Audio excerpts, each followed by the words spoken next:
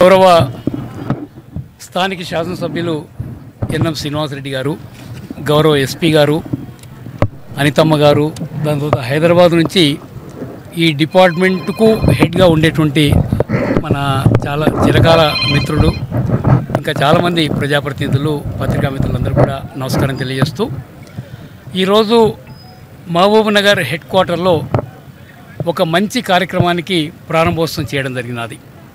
జనాభాలో సగభాగమైనటువంటి మహిళలు, మరీ ముఖ్యంగా మహబూబ్ నగర్ లాంటి ఒక వెనుకబడినటువంటి ప్రాంతంలో వాళ్ళు కాలేజీ దశలో కానీ స్కూల్ దశలో కానీ అడల్సెంట్ ఏజ్లో ఈ రేపులకు, దాని తర్వాత ఈ ప్రేమ వ్యవహారాలకు గురై బయటికి చెప్పుకోలేని వాళ్ళు ఎంతోమంది ఉన్నారు.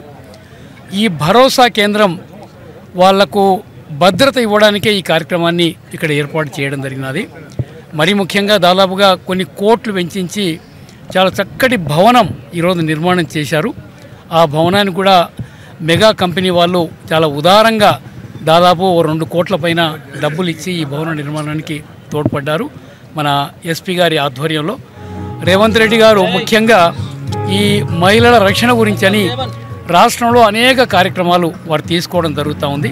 అందుకని ఇలాంటి బాధితులు ఎవరున్నా కూడా మహిళలు ధైర్యంగా సంబంధిత పోలీస్ స్టేషన్ కానీ ఈ భరోసా సెంటర్ కానీ వచ్చి వారు ఇక్కడ కంప్లైంట్ ఇస్తే వాళ్ళకు పూర్తి రక్షణ, పూర్తి న్యాయం చేయడానికి తప్పకుండా పోలీస్ వింగు ప్రయత్నం చేస్తున్నటువంటి మాట మనం చేస్తున్నాం.